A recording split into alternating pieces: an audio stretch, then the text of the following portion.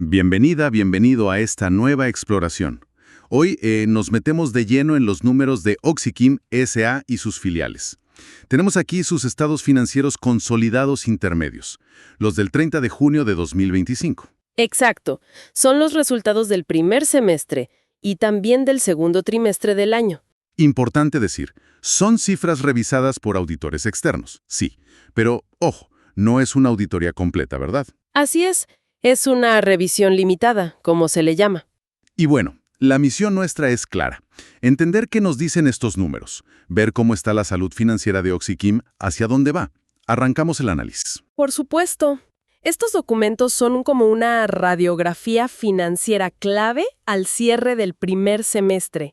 Vamos a comparar cómo está ahora con el cierre de 2024 y también con el mismo periodo del año pasado, del 2024. Y toda la información, para que quede claro, sigue las normas internacionales de información financiera, las NIF.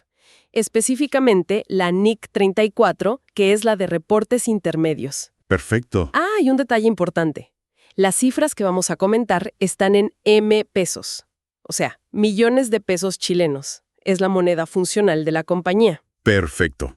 M pesos anotado. Antes de meternos de cabeza en balances y resultados, paremos un segundo. El informe de revisión de los auditores. ¿Qué nos dice?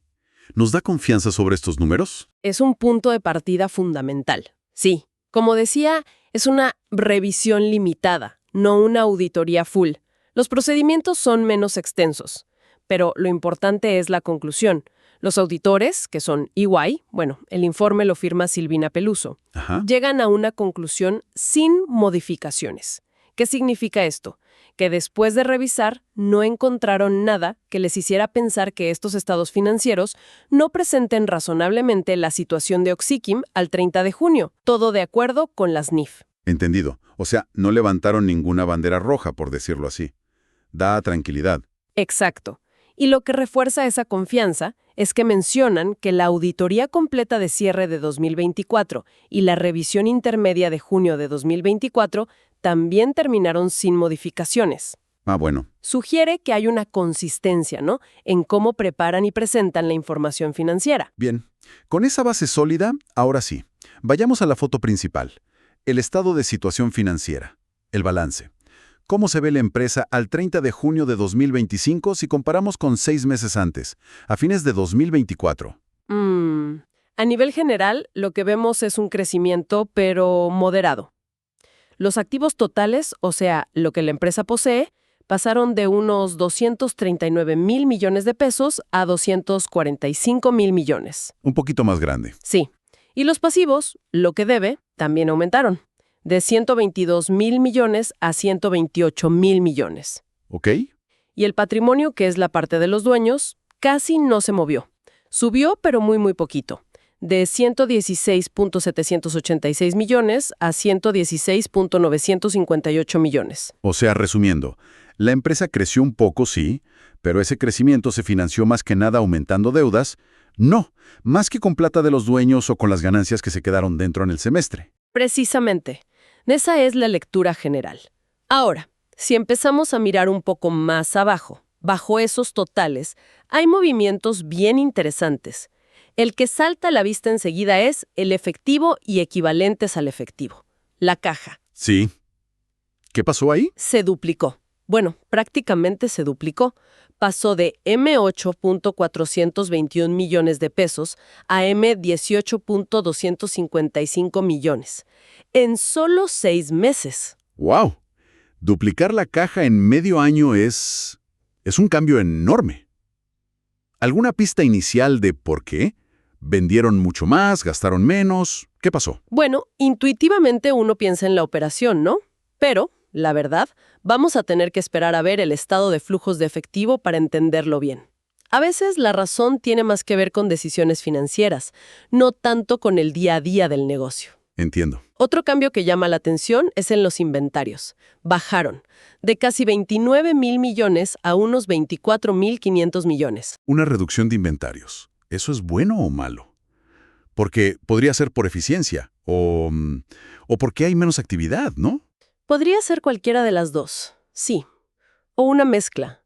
Podría ser una gestión más eficiente, que reduce el stock ahí parado, Claro. o podría reflejar que compraron menos materia prima, o produjeron menos, quizá esperando una demanda más floja. De hecho, la nota 10 menciona algún deterioro que reconocieron en inventarios, Ah, mira. lo cual sugiere que no todo es que roten más rápido. Es un punto para seguirle la pista. De acuerdo. ¿Y del otro lado? Las deudas, los pasivos. ¿Algo que destaque ahí? Definitivamente. Hay una cuenta que apareció y es relevante. Cuentas por pagar a entidades relacionadas corrientes. Saltó de cero a EMES 10.402 millones. 10,000 millones de la nada. ¿Qué es? De pago en ese momento. Exacto. Y hablando de deudas o de partidas grandes, no podemos dejar de mencionar dos que están muy conectadas y son como estructurales en este balance. Las cuentas por cobrar no corrientes, que son más de 72,000 millones de pesos según la nota 8, Muchísimo. y los pasivos financieros no corrientes, que son unos 30,400 millones según la nota 19. Ambas cosas están muy ligadas a los contratos de arrendamiento financiero de los terminales marítimos. Esto ya nos da una idea de lo importantes que son esos activos para Oxiquim. Muy interesante cómo el balance ya nos empieza a contar una historia, ¿no? Sobre la gestión financiera, los activos clave. Bueno, pasemos ahora al desempeño operativo. ¿Cómo le fue a Oxiquim generando ingresos y ganancias? El primer semestre de 2025 comparado con el de 2024. El estado de resultados nos lo va a decir. Empecemos por arriba de todo. Los ingresos de actividades ordinarias. Las ventas, digamos. Aquí hay una buena noticia inicial. Crecieron un 10%. Pasaron de MS 114.235 millones en el primer semestre de 2024 a MS 125.514 millones en el mismo periodo de 2025. Un 10% más. Siempre es positivo vender más. Sin duda. Pero, claro, la pregunta clave es, ¿se tradujo eso en un 10% más de ganancias? ¿O quizá los costos se comieron ese crecimiento, no? Diste en el clavo. Justo ahí es donde la historia se complica un poquito. El costo de ventas aumentó más que los ingresos. Ajá. Creció un 16%, de MS 72.226 millones a MS 83.745 millones. Uf, 16%. Es como si vendieras más limonada, pero el precio de los limones y el azúcar hubiera subido todavía más rápido que el precio al que vendes la limonada. Entiendo perfecto. Un crecimiento de costos que supera al de ingresos. Eso inevitablemente aprieta los márgenes. Exactamente. Y el resultado es que la ganancia bruta, que es ingresos menos costo de ventas, fue un poquito menor en 2025. M41.769 millones contra M42.009 millones de 2024. A pesar de haber vendido más. O sea, el margen bruto porcentual se achicó. Se redujo, sí. Más actividad, pero menos rentable en términos brutos. ¿Y qué pasó con los otros gastos operativos? Administración, ventas, ¿siguieron esa misma línea? También aumentaron, aunque no tanto como el costo de ventas. Pasaron de unos 20,700 millones a 22,180 millones. Entonces, si sumas un margen bruto un poquito menor y mayores gastos operativos... La ganancia final tiene que ser menor. Correcto. La ganancia neta del semestre, la que va para los dueños de la controladora, también es un poco inferior. M12.879 millones en 2025 frente a M13.174 millones que habían ganado en 2024. Y esto se ve lógicamente en la ganancia por acción básica. Bajó un poquito, de 0,529 pesos por acción en el primer semestre de 2024 a 0,517 en el de 2025. Más ventas, pero un poquito menos de beneficio final por cada acción. El panorama queda claro. Ingresos para arriba, pero la rentabilidad está bajo presión, por los costos. Ahora sí, volvamos a ese misterio de la caja, del efectivo que se duplicó en el balance. Si la operación incluso generó un poco menos de ganancia, ¿de dónde salió toda esa plata extra? El estado de flujos de efectivo debería resolver esto. Precisamente, este estado es clave porque nos muestra cómo se movió el dinero, no solo la foto final. Miremos las tres grandes áreas. Primero, las actividades de operación. Generaron un flujo neto positivo, sí, 16.781 millones en el primer semestre de 2025. Es una cifra buena, saludable. No. Pero curiosamente, es menor a lo que generó la operación en el mismo periodo de 2024.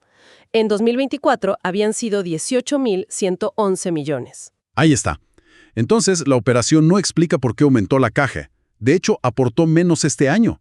La respuesta está en las inversiones o en la financiación. Veamos las actividades de inversión. Aquí, el flujo fue negativo en los dos periodos. Normal, una empresa que invierte gasta plata. Usaron 6.321 millones netos en inversión en 2025. Una cifra muy parecida a los 6.103 millones que usaron en 2024. Similar. Sí, muy similar. Y la principal salida sigue siendo la compra de propiedades, planta y equipo. O sea, OxyChem mantiene su ritmo de inversión. Entonces, a ver si entiendo. Operación generó menos efectivo, inversión usó más o menos lo mismo. La gran diferencia tiene que estar sí o sí en las actividades de financiación. ¿Qué pasó ahí? Bingo. Ahí está la clave de bóveda de todo este asunto del efectivo. En el primer semestre de 2025, las actividades de financiación tuvieron una salida neta de efectivo muy chiquita. Solo 626 millones. 600 millones. Poquísimo. Poquísimo. Ahora, compara eso con el primer semestre de 2024. La salida neta por financiación fue de 13.393 millones. 13.000 millones de diferencia. Es una locura. ¿Qué decisiones financieras explican esa variación tan drástica en la salida de dinero? Son principalmente dos factores. El más importante, por lejos, los dividendos que se pagaron efectivamente. En el primer semestre de 2025, OxyChem pagó, o sea, salió de la caja, 1.578 millones de dólares en dividendos. Ok. En el mismo periodo de 2024, había pagado 8.147 millones de dólares. Wow. Muchísimo más. Son más de 6.500 millones de dólares que este año se quedaron dentro de la empresa, en la caja, en lugar de irse a los bolsillos de los accionistas. Clarísimo. Ese es un factor enorme. ¿Y el segundo? El segundo es cómo manejaron la deuda de corto plazo. En 2025 tomaron más préstamos nuevos, unos 16.000 millones de dólares, de los que pagaron, 14.597 millones. El resultado neto fue una entrada de efectivo por esta vía. Pidieron más de lo que devolvieron, entró plata. Exacto. En 2024 fue al revés. Pagaron más préstamos de los que tomaron. Eso generó una salida neta de efectivo. Entendido. Así que, si combinas pagar muchísimos menos dividendos y además tener una entrada neta por préstamos a corto plazo, ahí tienes la explicación de casi toda la diferencia en el flujo de financiación. Y eso, a su vez, es la causa principal del gran aumento de 9.833 millones de dólares en el efectivo total durante el semestre de 2025. Muy diferente a la ligera disminución que hubo en 2024. Misterio resuelto. La historia del efectivo es más sobre decisiones de cuánto repartir y cómo manejar la deuda que sobre el rendimiento del negocio en sí mismo en este semestre. Ahora, metámonos un poco en las notas a los estados financieros. Siempre digo que ahí está la letra chica, los detalles cruciales que dan contexto. Son casi 90 páginas en este caso. ¿Qué destacarías? ¿Qué es lo más relevante? Son densas, sí, pero indispensables para entender bien. Resaltemos algunos puntos clave. La nota 2, que describe el negocio, confirma lo que hacen. Químicos, petroquímicos, servicios de ingeniería, operan terminales marítimos y también tienen inversiones. Un mix interesante. Sí. Luego, la nota 3. Sobre políticas y estimaciones contables. Siempre es bueno recordar que detrás de las cifras hay juicios de la gerencia, ¿no? Estiman la vida útil de los activos, hacen provisiones. Y algo interesante ahí, mencionan que están evaluando el impacto de futuras normas NIF. Hablan de la NIF 18 sobre presentación y la NIF 19 sobre subsidiarias. Eso muestra que están mirando hacia adelante en lo contable. Siempre relevante recordar las estimaciones, sí. Y sobre gestión de riesgos, la nota 4 suele traer información útil. Sí, la nota 4 de Administración de Riesgo Financiero da bastante detalle. Es interesante. Por ejemplo, para el riesgo de crédito, o sea que los clientes no paguen, dicen que usan seguros de crédito, cubren una parte importante de sus ventas a plazo. Ah, bien. Dan detalles de la póliza, vigente hasta julio 2025, cubren 90% para clientes grandes, 80% para chicos y aplica sobre un 30% de la venta total más o menos. Y dicen que han tenido pocos siniestros, lo cual es bueno. Ok. Para el riesgo de liquidez, quedarse sin caja para pagar, indican que tienen líneas de crédito disponibles, sin usar, con varios bancos importantes, Chile, Santander, Itaú, BCI, Vice, y que buena parte de su deuda es a tasa fija, lo que da previsibilidad a los pagos. Se cubren. Se cubren. Para el riesgo de mercado, digamos, la volatilidad de precios de lo que compran y venden, usan cláusulas de reajuste con clientes ligadas a las materias primas y negocian contratos a plazo con proveedores. Y finalmente, para el riesgo de tipo de cambio, como importan bastante en dólares, usan coberturas. Específicamente hablan de contratos forward para fijar el tipo de cambio de una parte de sus compras futuras. Perdón, ¿podrías explicar brevemente qué es un forward en este contexto? Para que quede claro. Claro, un forward de tipo de cambio es básicamente un contrato que firman hoy para comprar o vender dólares en una fecha futura, pero a un precio que ya acuerdan hoy. Ajá. Para OxyChem, que compra insumos en dólares, significa que pueden fijar hoy mismo cuánto les van a costar en pesos chilenos esas compras que harán más adelante. Se protegen si el dólar sube mucho. Entiendo. Fijan el precio ahora para el futuro. Exacto. La nota dice que cubrieron hasta el 48% de las compras en dólares a proveedores con estos instrumentos. Y la nota 11 incluso detalla los contratos que tenían vigentes a junio de 2025. Gracias por la aclaración. Se ve una gestión de riesgos bastante activa, ¿eh? Sí, parece que le dedican atención. ¿Alguna otra nota que consideres fundamental para entender la foto completa de OxyChem? Sí, hay un par más que son cruciales y conectan con cosas que vimos en el balance. Las notas 8C y 19B. Estas profundizan en los contratos de arrendamiento financiero de los terminales marítimos. Los de Quintero y Mejillones con Trading de Gas Spa. Son contratos larguísimos, hasta 2040 y 2041. Aquí está la explicación de esas cuentas por cobrar no corrientes gigantescas, M74.693 millones, y también de los pasivos financieros no corrientes tan grandes, M30.402 millones, que comentamos al principio. Claro, ahí están esos números enormes. Es que bajo la NIF 16 de arrendamientos, simplificando mucho, es como si OxyChem comprara el derecho a usar esos terminales por décadas y lo financiara. Entonces, registran un activo enorme, el derecho de uso, y una deuda también enorme. Es una pieza central de su estructura financiera y operativa. Y la otra nota clave es la 9, de partes relacionadas. Confirma que hay transacciones con empresas del grupo controlador, la familia Navarrete Rolando, y también con directores. Habla de arriendos, ventas, asesorías, las remuneraciones. Lo usual en estos casos. Sí. Y ratifica lo que ya habíamos visto, que la principal cuenta por pagar relacionada al 30 de junio eran esos dividendos acordados, pero todavía no pagados a los controladores. Entendido. Y finalmente mencionaste la nota 34, sobre segmentos de negocio. ¿Qué nos revela eso sobre cómo está estructurada OxyChem por dentro? Esta nota es fascinante, de verdad, porque muestra como una dualidad en el negocio de OxyChem. Lo divide en dos grandes segmentos.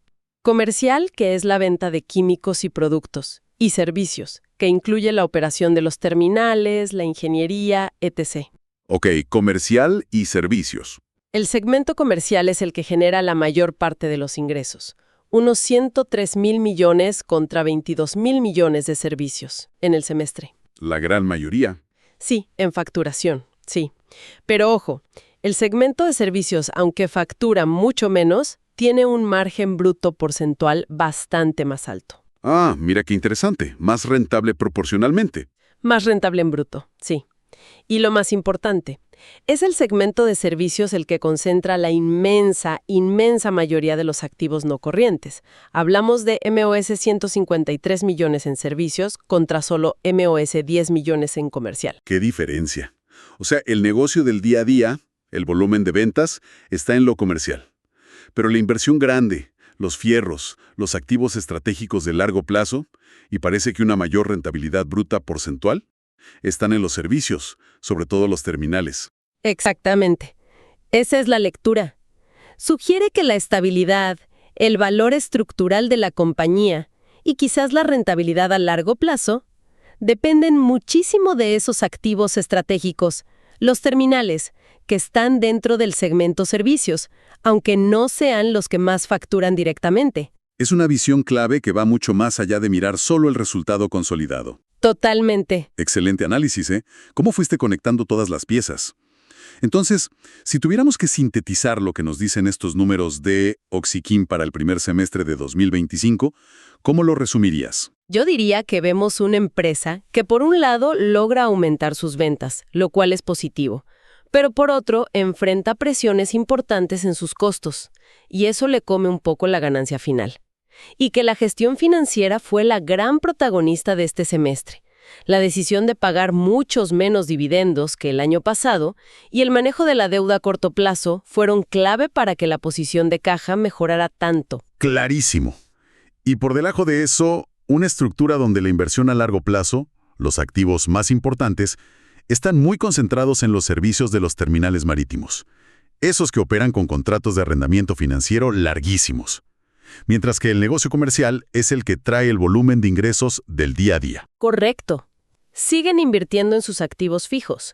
Parece que gestionan activamente sus riesgos financieros y dependen tanto de financiación bancaria a corto plazo como de esas grandes obligaciones a largo plazo que están ligadas a los terminales.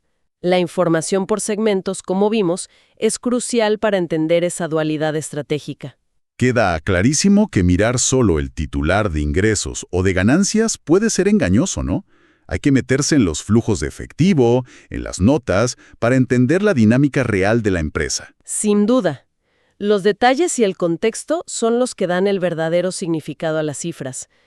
Y bueno, pensando un poco a futuro, este análisis nos deja una pregunta interesante sobre la mesa. A ver, ¿cuál sería? Considerando la tremenda importancia estratégica y financiera que tienen esos terminales marítimos y los contratos asociados que van hasta 2040-2041, ¿cómo podrían afectar a OxyChem y a su estabilidad a largo plazo factores que vienen de afuera? Factores externos. ¿Cómo? ¿Cuáles? Pienso en cambios regulatorios, por ejemplo en las concesiones marítimas, o nuevas exigencias ambientales más estrictas, o fluctuaciones muy fuertes en la demanda del gas o de los químicos que ellos manejan en esos terminales, o incluso cambios tecnológicos en cómo se almacena o transporta este tipo de productos. Son variables que están fuera del control directo de la empresa, pero que podrían tener un impacto muy significativo en el valor de esos activos y de esos contratos que son tan a largo plazo. Es un excelente punto para la reflexión y para seguir de cerca. ¿Cómo se prepara la compañía para esos posibles escenarios futuros que van más allá de las cifras que vemos cada semestre? Con ese interrogante, entonces, cerramos esta exploración a fondo. Muchas gracias. Gracias a vos. Hasta la próxima.